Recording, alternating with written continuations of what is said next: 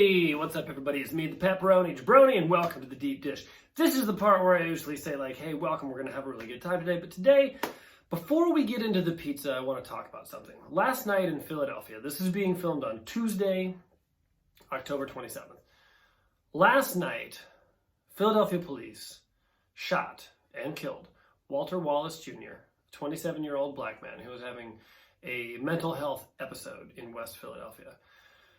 The news reports are saying that the police showed up and didn't really employ any de-escalation tactics, and they hit Walter Wallace Jr. with 10 bullets, which means they shot more than 10 times, and they shot him in front of his own mother. Now, the reason I want to bring this up is that whenever I try to have conversations with other white people about this, one of the things that people bring up almost immediately is, well, we weren't there, we didn't know. We don't know what happened. We have to get all the facts, which is a nice idea, but actually most of the time it's really just a stall tactic to not talk about it and move on. Why do you feel the need to talk about why we need to live with a certain amount of police brutality or a certain amount of civilian fatality instead of saying, how can we fix this? And that's not for me. You don't need to tell me. You don't need to get in the comments, although you're welcome to, but you don't need to get in the comments. I want you to ask yourself that. Because if police were shooting white people at the same proportional rate, I feel like you might be saying something different. If you thought it could happen to you or someone you loved, we'd be having a whole different conversation. Because it's just as easy to say, how do we stop this from happening? And that's the bare minimum. How do we keep people from being shot to death in the streets? Walter Wallace Jr., rest in power. You deserved better. Your family deserved better. Black America deserves better. And white people, we need to do as much work as we can to do better. Racism is bad for everybody. Black Lives Matter.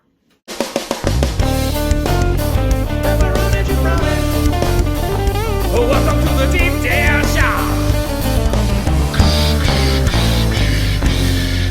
Dramatic music.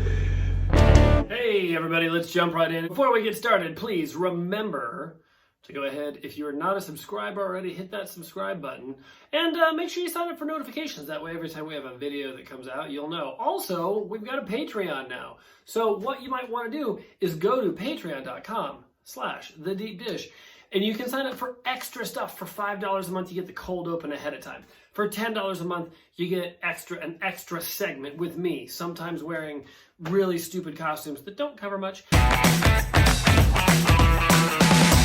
And for $25 a month, you can tell me which pizza to eat. Help a friend keep those bills being paid in a time of COVID, because I'm high risk and I can't go outside. All right, this week we are doing Pizano's pasta and pizza. Da-da-da-da, da-da-da-da-da. This is Oprah's favorite award-winning thin crust pizza. Oprah's a big deal, so if she likes this pizza, it must be pretty good. This pizza was mailed to me at my home by one Andouille Louie. Andouille Louie, my biggest fan, maybe my biggest troll. But before we get into that, we first have a big announcement by one Louis, the pizza producer.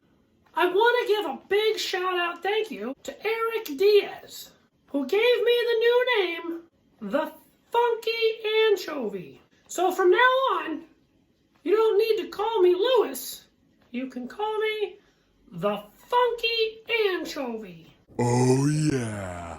Okay, so thanks to Eric Diaz, I guess. All right, this is the section where I go ahead and take mail from people on the internet and answer their questions. This is called Viewer Mail. Viewer mail. Our first viewer mail is from Fresno, California, and these two gentlemen wanted to show me something. Today we're going to stuff pizza in our mouth.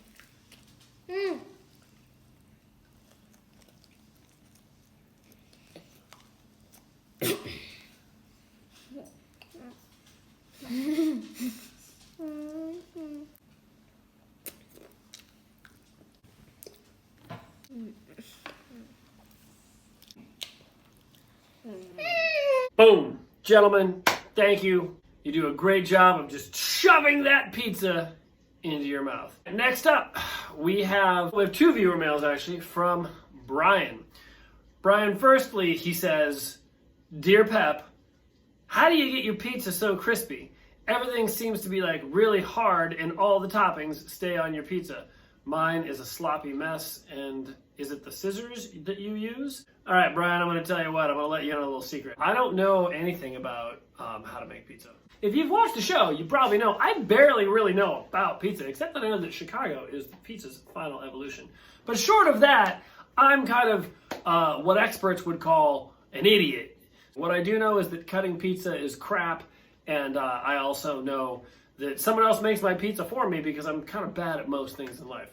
Now, Brian sent a second separate email that said, "Dear Pep, why do you have to eat gross things every time you hit a subscriber goal? Please stop doing that. Please eat something awesome." All right, Brian, couple of quick things. Number one, we hit 200 subscribers. How exciting is that?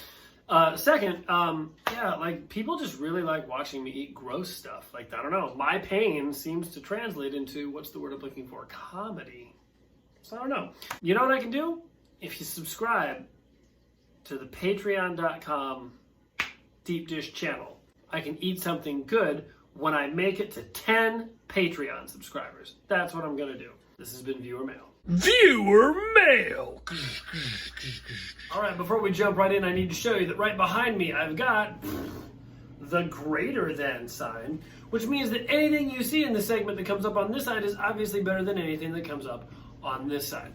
All right, that being said, as per usual, let's jump right in.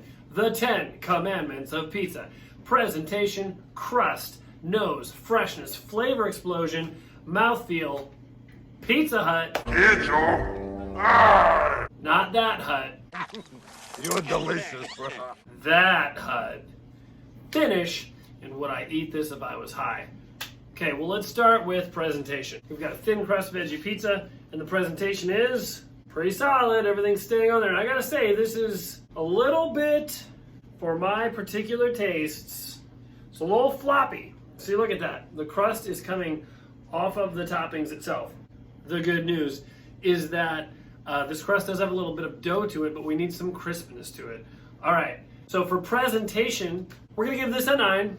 Crust, right? This is about 1 finger. It's a little soggy, all right? And I kept this in the oven for a while. I actually did my due diligence today.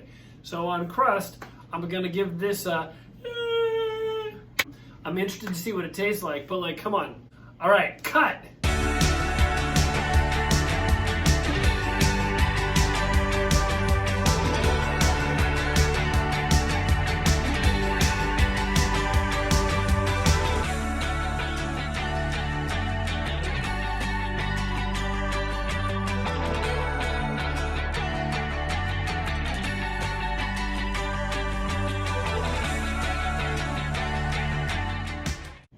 Well, is anybody really surprised? I know I'm not. The cut gets a 2.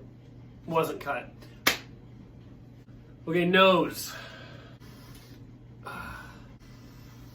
I'm getting a lot of strong notes of school cafeteria. I also can't tell if I'm smelling the pizza or if I'm smelling my own face. Because I'm getting some good old-fashioned cafeteria pizza nostalgia, I'm gonna go ahead and give this a strong arm. Ba-boom! Okay, freshness. It's pretty fresh. Yeah. I didn't do anything wrong this week, so it's pretty fresh. I'm gonna give this an early 90s Will Smith. In West Philadelphia, born and raised on the playground is where I spend most of my days. Flavor explosion. I'm gonna fold this. God, this is soggier than breakfast cereal. Okay, here we go.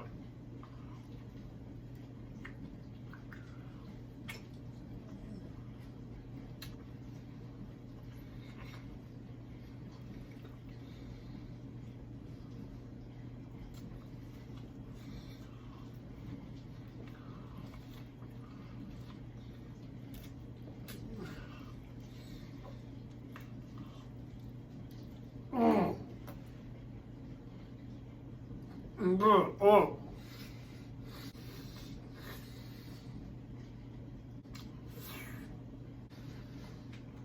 The flavors were real big. Okay, to be fair, very big flavors.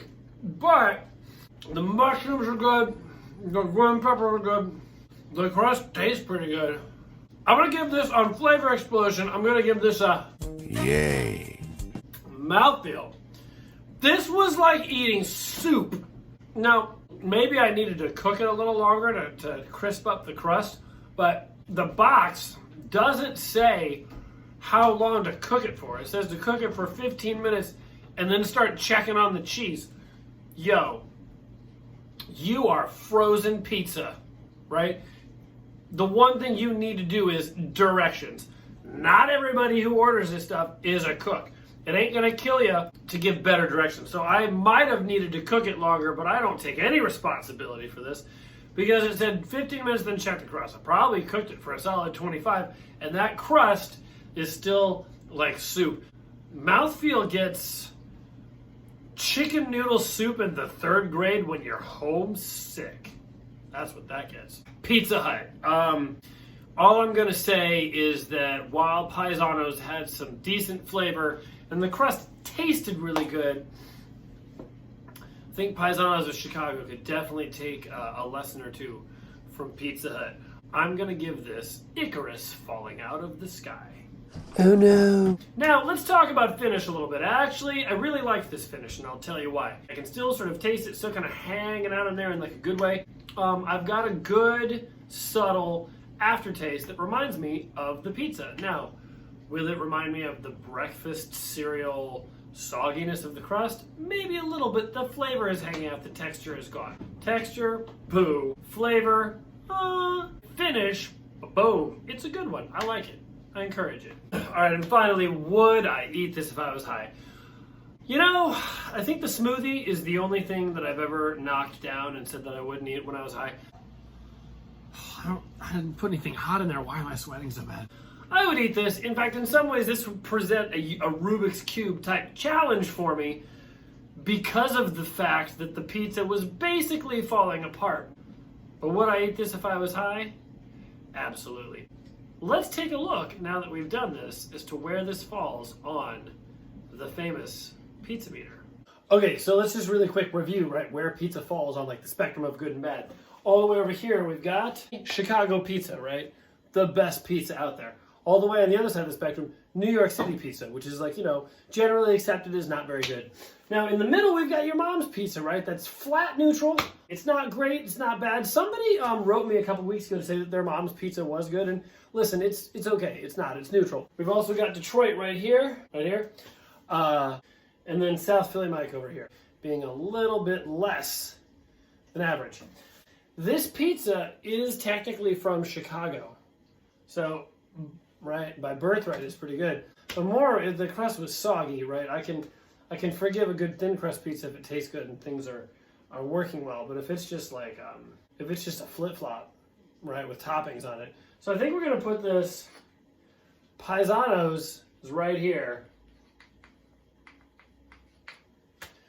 Right above your mom. It's better than your mom's pizza, but like they gotta work on that crust. And that brings our final score to a 6.9.